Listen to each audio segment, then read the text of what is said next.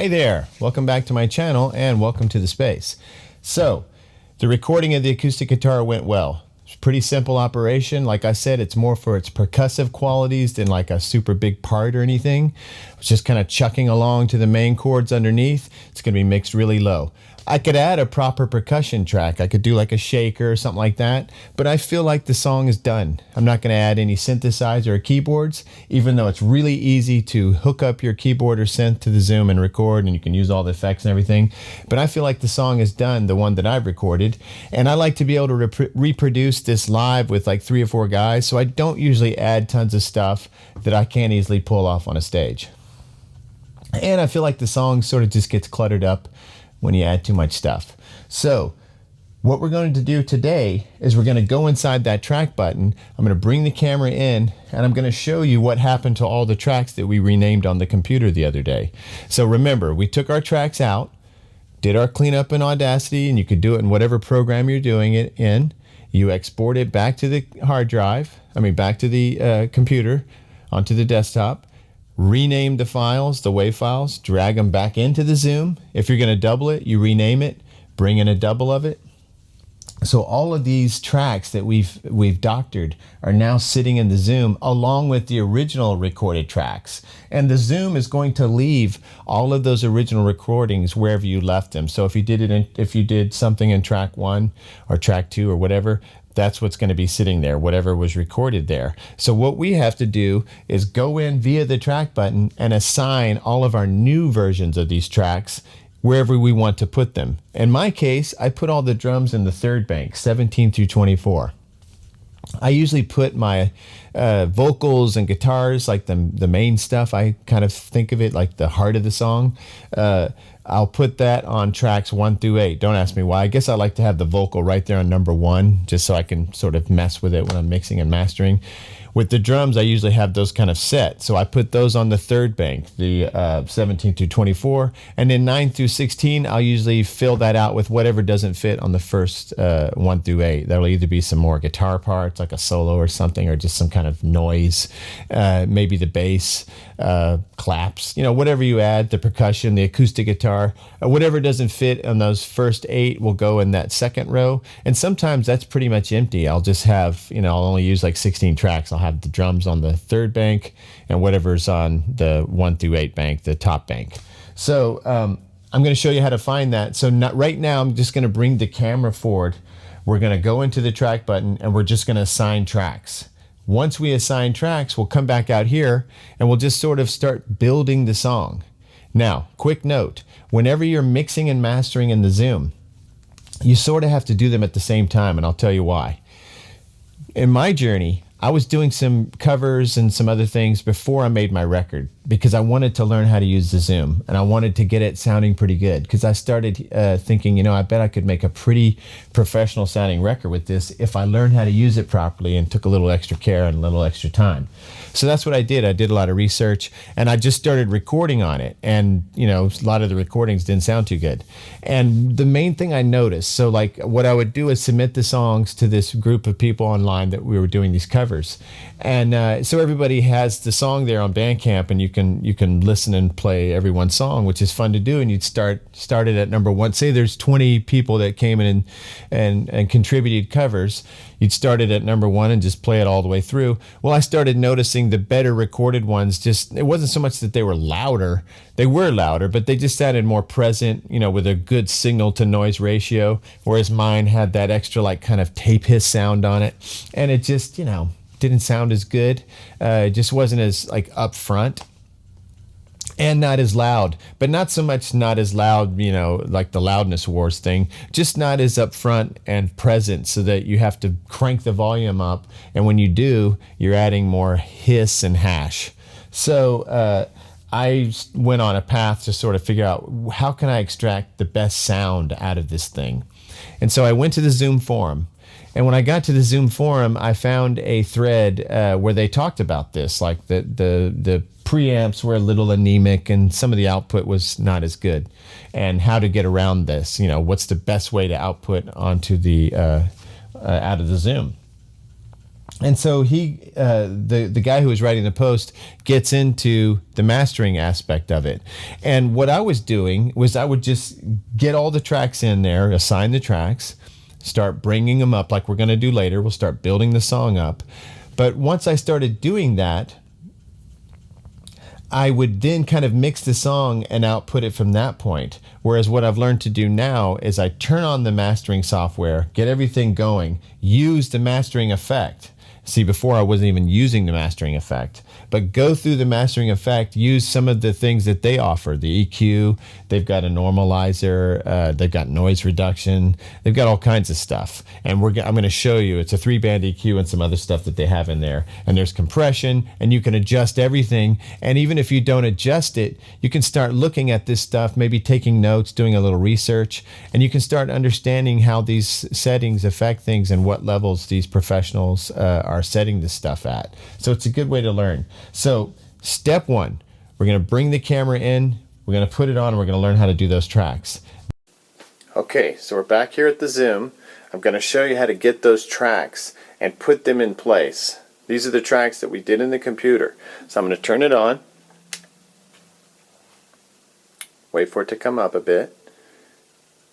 Okay, once the icon passes, there we go.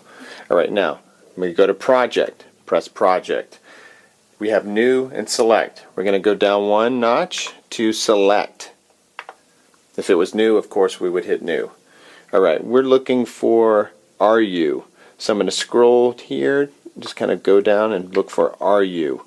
Found it, hit Enter, it's loading. Okay, I've already assigned these tracks, but I'll show you, what I did. Disarm this, we don't need to do that. Okay, so now, here we go. First step, you're going to go to the track button. Now, you will notice when I did track 1, it says New Take. And you remember what I said, I like to put vocals in that very number 1 position. So I'll do that now. I'll put that number 1 vocal in there. So I'm going to go to New Take. So I have it here on Take. I'm going to hit Enter. Now it's going to show me this page. And you'll see that it says File. That's highlighted. Obviously, you could go down. You could get a track from another project that you have in your Zoom. You could get it from a USB loop. Could be a drum machine pattern, but this is going to be a file because it's in the Zoom. So I chose File as my designation. I hit Enter again. Now, every track that we have recorded and brought in from our computer is now on this list. So you can see where it says File Select. So right here at the very top it says Vox Main 1, and that is the title that I gave for the main vocal. And I have it doubled. Remember, number 1 is going to be Vox Main 1, number 2 will be Vox Main 2. So I'm going to assign Vox Main 1 to track 1. And now you can see track 1, Vox Main 1, Wave. Now, what's in track 2? We find out by going here, back to this little direction arrow, track 2, Vox, Main 2, Wave, and so on and so forth. Vox double track, that's the little track I have that's on the chorus that I might put in to give a little double sound. We have the overhead Vox, the ooh Vox, and I think there's 3 of those. Okay, there's 2 of those because I sing it in the main vocal as well. You go here and we have guitar 1. Now, remember I told you I like to put the drums on that 3rd bank, that's 17 through 24. So let's just do that real quick. That'll give you enough time to watch me do it and get good at it yourself. So I'm going to go to 17 through 24, and you see how it sort of jumped. When you are in the track mode, you can jump back and forth between these banks. The track mode will not work if the machine is playing or recording though. That's why you're getting the sound from the computer right now, not through the Zoom. So, let's go through here. I'm going to go to, and I've already done it, but let me just show you how I do it. Alright, so notice that track 17 says Snare A. Now, what would typically be here is our old friend New Take. Let me find New Take. So, if I was just starting this up, and I wanted to put my drums in, and I wanted to go look for them, remember what we do is we're going to be in this bank, 17 through 24, because that's where we want to put our tracks. We're going to go to the track button and make sure you stay in 17 and 24. Up here it says track 17, take, new take, good old new take. Right? New take is what we would want there as if we were recording a new take. So if I was about to record the audio for a YouTube video, I would go to track 1, pick an effect that I wanted to use for my microphone, attach my microphone to the XLR that's going into input 1, and record. Now it would become mono whatever order of the tracks that we've done.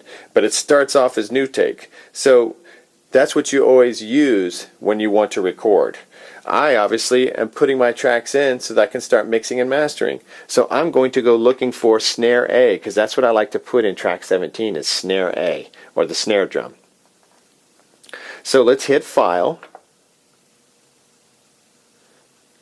and there's snare A. I'm going to hit Enter again. A little asterisk appears next to it now because it's been assigned, and it's now in track 17. And you can see that I did that for all of them. Snare B, Enter, File, Enter. Please wait, here it comes. And you can see that the asterisk is on snare B, and when I hit Enter on snare B, it has been assigned to track 18. And you can see that 19, I have the overhead 1A, the overhead 1B in track 20. I'm going to move to track 21. Overhead 2A, track 22, overhead 2B. And remember, these two tracks I have skewed right to the bit. These two tracks I have skewed left. So I'm panning left and right to get a little more stereo spread there. Bass drum A, or bass drum 1, I have bass drum A, bass drum B. So now we have our two snares, left overheads, right overheads, two bass drums. As I said before, let's go back to track. I put a third snare in. That's number 16, so watch it. Now we're going to switch. If I hit this back button, watch the red button jump to this bank. Boom. Now we're in 9 through 16. We're in track 16. That's yet another, that's snare C. I have snare A and 17. B, I guess I should have put snare A here. Once again, it doesn't matter, but this is just a triple snare. Now 15 is a new take because there's nothing sitting here. And that's the other thing, is you want to make sure that whatever tracks you've assigned with your new doctored tracks, go back and make sure that you haven't left any of the old ones running. So in any of those, you can go through and change them to new take or just disable them. But I like to clean it up and make everything new take that's not going to have one of my tracks on it. Here's acoustic guitar 1. I've got it here in 14. Track 13, acoustic guitar. I'm sorry, this is 2 and 14. Number 1 is in 13. And I've got those split out a little bit for some stereo spread. Track 12 is the guitar solo 2. Track 11 is guitar solo 1. Same track, just doubled. Bass guitar 2. Bass guitar 1. Same track, it's just doubled. 8 is a new take. 7 is guitar 2, that's the main guitar. 6 is guitar 1, main guitar, it's just a double. Then we have our oohs, that's the second one I did. This is the first extra ooh I did. And then this is a double of the chorus that I put in here, and I'm just going to kind of push it up during the chorus to give a little extra gas. And then over here, the Vox main 2, Vox main 1. So just a quick review, track buttons. You hit the track and you assign it by going to Enter, File, Enter, scroll through and find the track that you want for that particular channel, assign it by hitting Enter, and there it is. And you do that all through the Zoom with all of your tracks.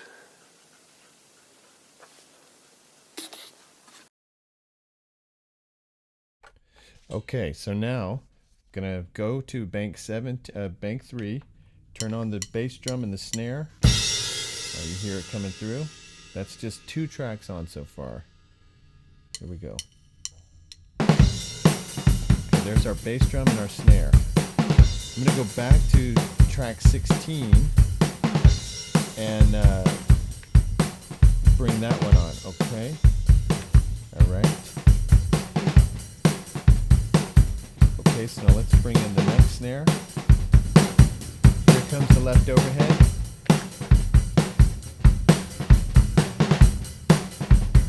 Right overhead. The other bass drum. So now we have our drums. Let's go to the next bank. I'm going to bring these down a little bit. And let's try to find the bass guitar.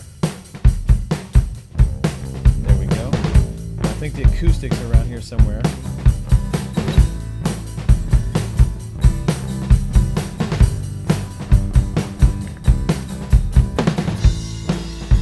Okay, electric guitars I think are here.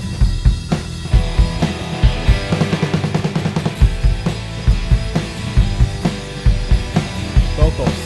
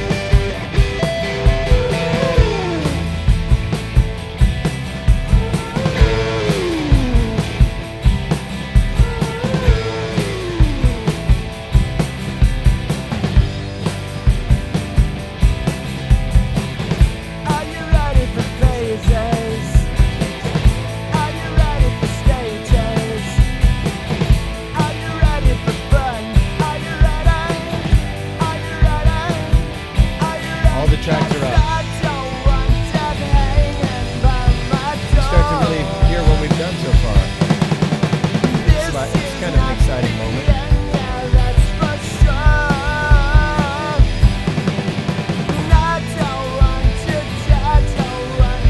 Adjusting levels, just so we can get a playback moment.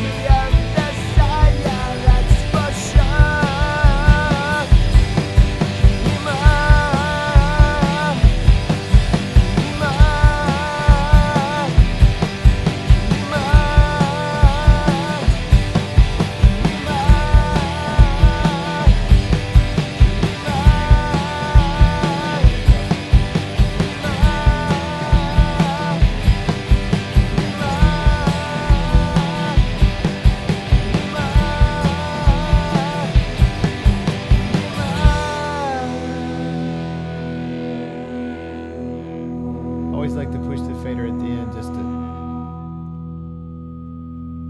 and on the third chorus I always like to, the last verse and chorus I like to push it up a little, excitement at the end.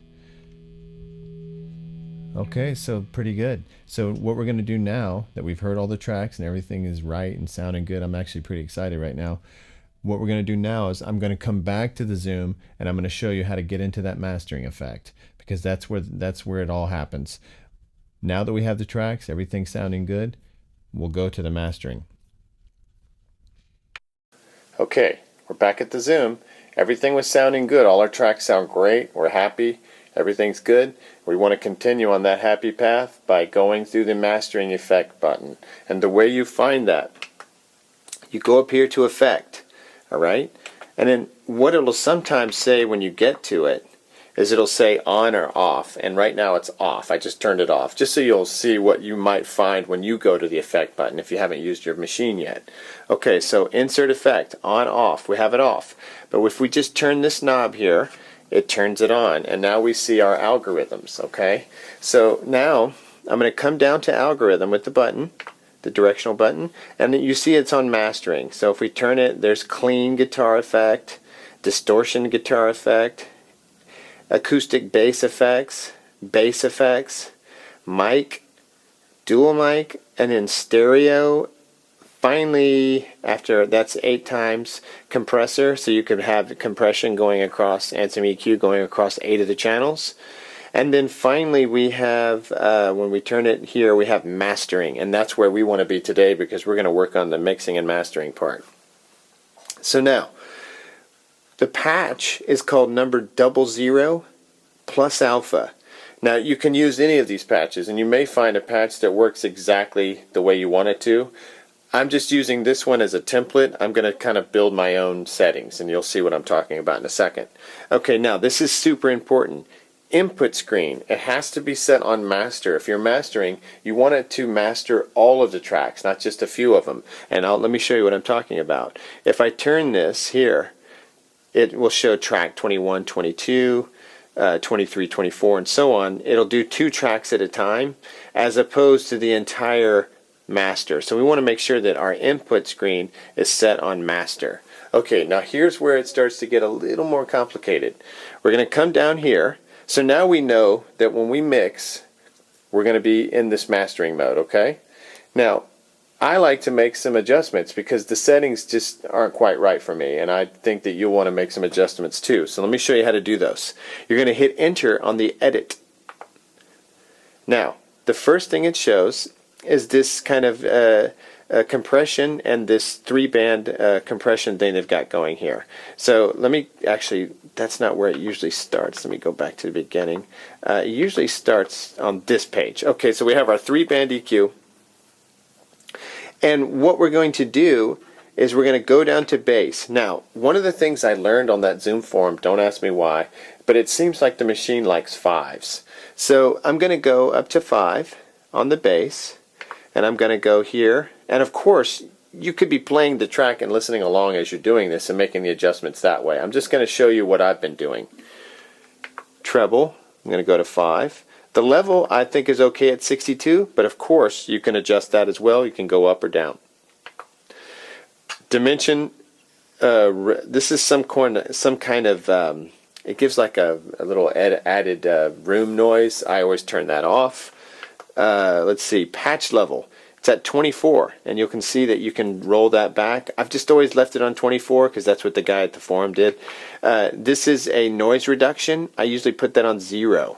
I don't really like those types of things. Okay, so now on here we've got our crossover low. We got it at 50 hertz. You can adjust that. Our crossover high, our sense high. I usually put this on 5. Sense mid, I'll bring that back to 5. Sense low, definitely bring that down to 5. And I might even bring these down more. But they always have this set on, the low is set on 10, which is just really muddy and terrible sounding. Okay, mix high. I'm going to bring that to 5. Mix mid, 5. Once again, these are all going to be adjusted potentially, but this is sort of a baseline setting that I've found that works. Okay, now we're going to go to the normalizer. I do not use their normalizer. I'm going to bring it down to 0. I'd rather push the level up than try to compensate for it in this on this gain stage that they've got going here. So there we go. The 3-band EQ, I've got 5s across the board. Sometimes I have to drop one of these, you know, but I find that it likes 5s. You'll remember that I did that with the EQ on each channel as well. It's like triple 5s, except that on this track I had to bring the vocals -5 on a few things to get some harshness out. Okay, so that's my settings. Of course, you can do anything you want here, and once you get in here, you know, the possibilities are almost endless. So, but that's what I do. I try to keep it simple. I've found that using 5s and running the song as you do it and treating it sort of like a mix. And what you can also do is you can try any of these patches. So let's go into the next one. And each one of them have sort of their own kind of sound and thing that they're doing. Here you can see the crossover low is at 250 hertz. The crossover high is at 400 hertz. So there's just, and they've got they have their EQ set way lower. So any of these you could try to experiment with and then just set your settings however you want. What I typically do is just start with that plus alpha just because it's the first bank, and then I make my own settings. I can change the crossover points. I can do EQ however I want. I leave the crossover the same on this setting. What I usually do is just try that 5 trick. Unless I'm having a trouble with like too much bass, too much treble, whatever it is, then I might not do that, and I might make one of those less. But it's pretty simple. So now, once you get to that point, You've chosen your effect. Remember, let's go back up to effect. It's in mastering and it's in the master phase, right? Okay, so now let's get all of our tracks on that we're going to use. So I know that pretty much every track on this song is in play. So I'm going to just pick these 4. They go red at first, they go green second, and the third time you push them, it disables the track. Then I'm going to open up this one here, 9 through 16, get those into play mode by pushing them twice. And then same thing here with the drums. Get all of these in play mode. Now, I've got the song in play mode. Every track is enabled that is, one of these is a new take, so it won't play. But all the tracks that I have in there are now enabled and ready to play. I'm going to take the song back to 0. Now I'm going to put my master on. So you got to make sure that you enable this master. And then the last thing, as you're playing it, before you go into this mastering mode, make sure you bring your master way down.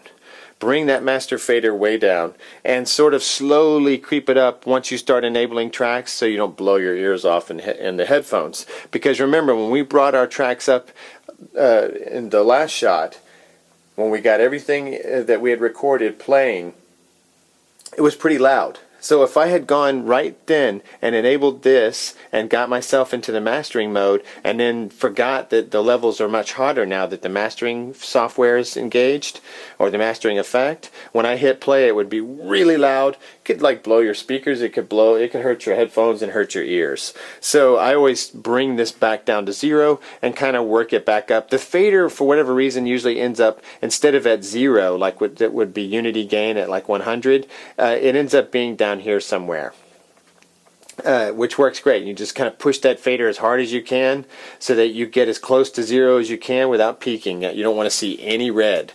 You definitely do not want to distort in this thing. It does not sound good. So and the way you get to that level, let me see if I can show you the level here on the master. So what you're going to do is you hit Pan EQ. This is the bank for 1 through 8. Our master is past 24, so we go to that bank. Then I just work my way over, to reveal that the master is set at 65. So if you see, if I crank it back to 0, which is like the unity gain point, and then roll this back, I can get it exactly on 100. That's probably where it was when I was revealing the tracks and playing them back. As soon as you hit that effect button and you're going to go into that mastering effect, boom, this thing is going to get way loud. So what I do is always try to remember to bring this down, hit play, and then just slowly work it back up and start adjusting my mixing levels here. Because now I'm actually going to mix the song now that I have the mastering effect in place, if that makes sense. As opposed to mixing everything, then turning on the mastering effect and having to deal with these hot levels. That would be kind of a waste of time, because you'd have to go back through and drop your levels and readjust everything back to this new mastering level. I hope that makes sense, because that's pretty important. Okay, one other thing in here, just some bizarre things about the Zoom that I wanted to bring up. One of the things that happens sometimes, I think it's because of these banks. So let's say you're in this bank here, and you're manipulating the level on this track, right? And so you bring it up to unity gain to like the 100 level, or maybe you've brought it down to like, say, 75, whatever it is, whatever level you see over here. And we can check the level by going to this. We got to get off of this, go to this bank, go back to 1. Our fader level is 66, and you can see we can manipulate it with the dial here, or you can come in here and do this, push the fader up, and then you can kind of fine tune it like that. But that's how you adjust the levels per track. But so you want to make sure that all your levels are exactly where you want them before you start to mix. That's why I put the mastering effect into place.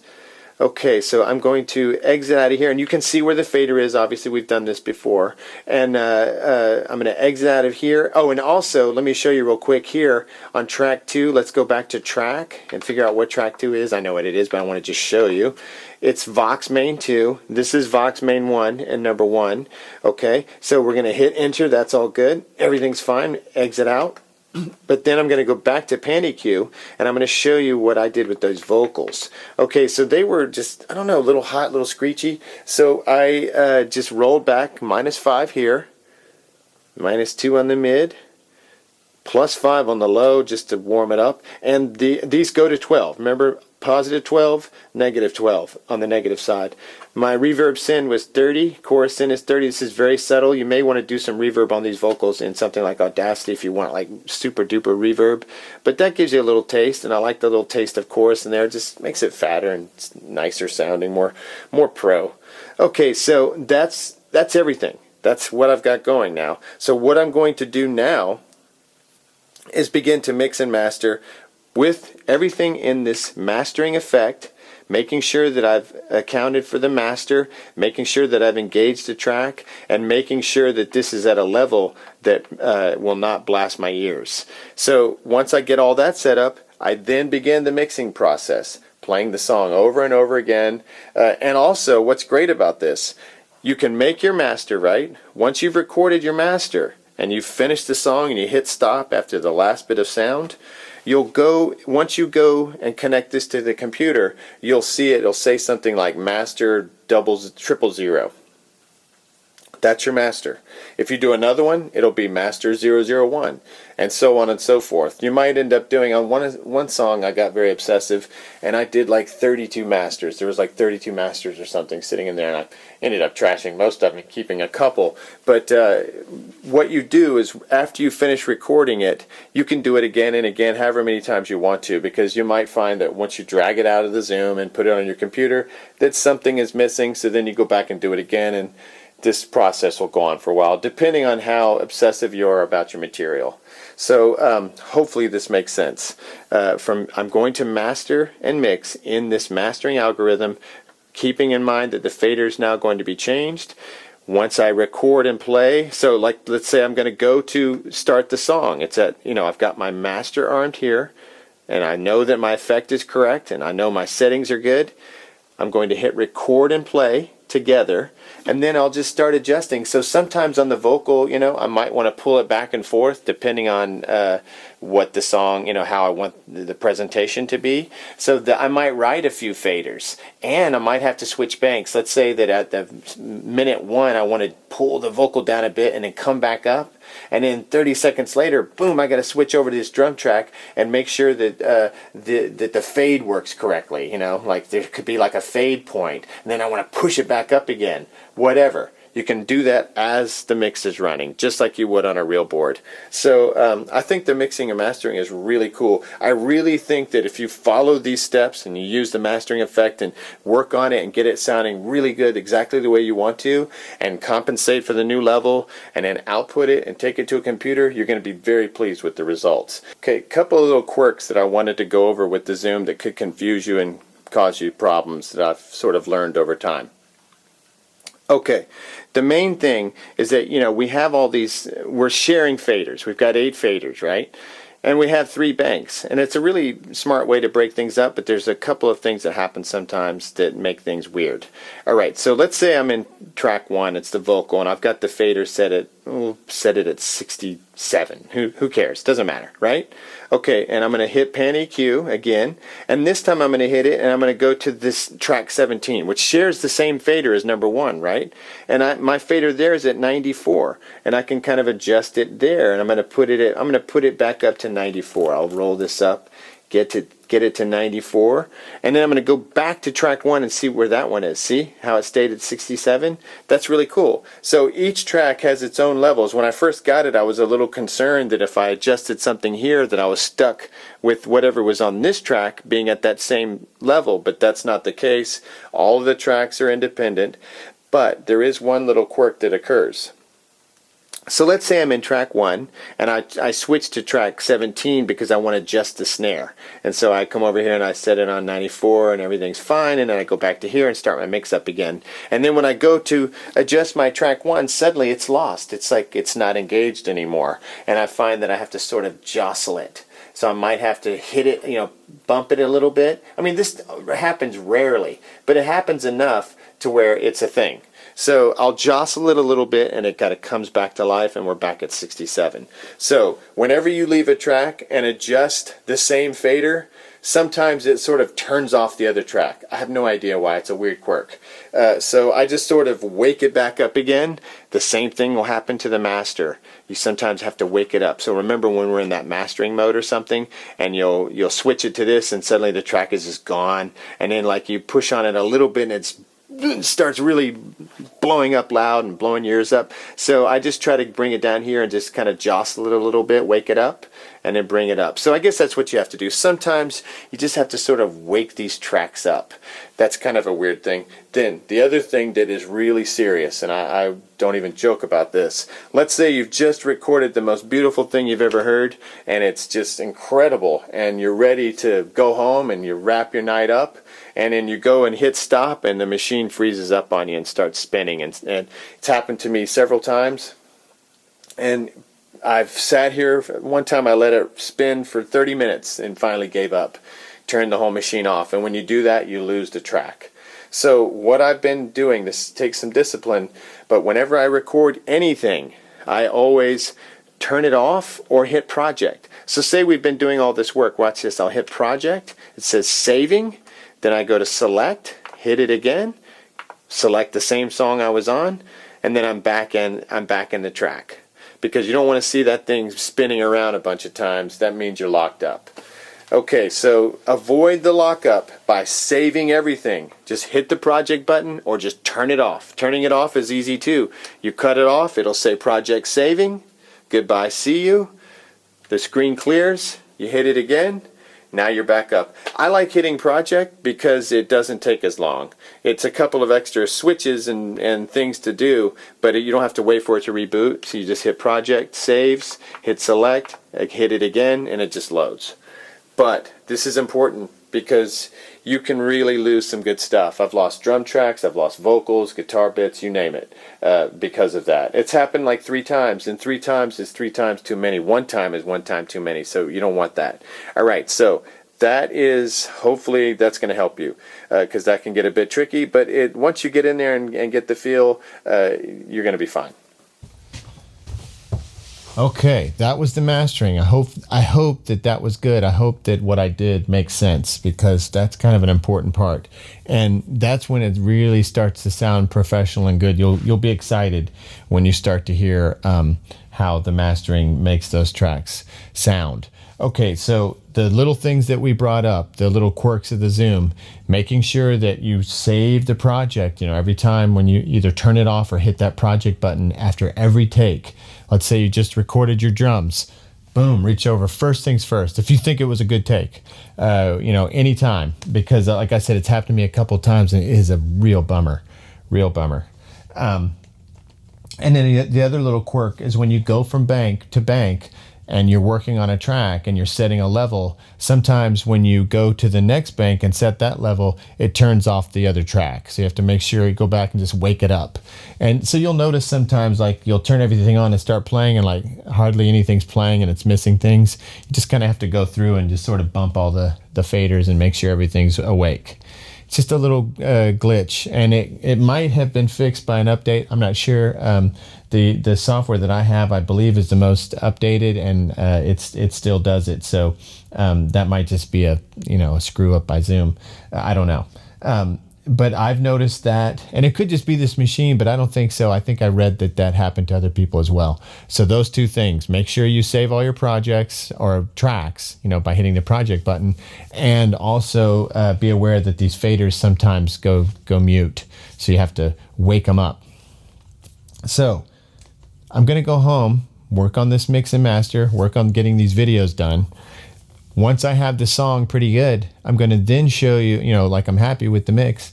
Once I get to that point, I'm going to show you what I do with the final master. We're going to go back to Audacity and do some little stuff there, similar to what we did when it was in the track phase. So that's it. We're getting close to the end. And I'm hoping that what I've been showing you is helpful in order to get a professional, like studio sounding record completed as a one-man band, playing your own stuff in your own house, in your own space. And you don't have to be a one-man band. The reason I'm into this one-man band thing is that sometimes you get isolated and you don't have people around you to play the type of music you want to play. And often, you end up on this path. And also with everything that's going on with the coronavirus and all that, bands aren't together, people aren't playing together. Not even getting together to practice and stuff like that. So this is the perfect thing to do to occupy your time, until you can reunite with your friends. So, let's just see what happens. I'm gonna go and listen to the mix, get that thing sounding as good as I can get it. I'm gonna send it over to the computer, and we'll make a video about that last bit, and then we're done. So thanks again for watching. I really appreciate it.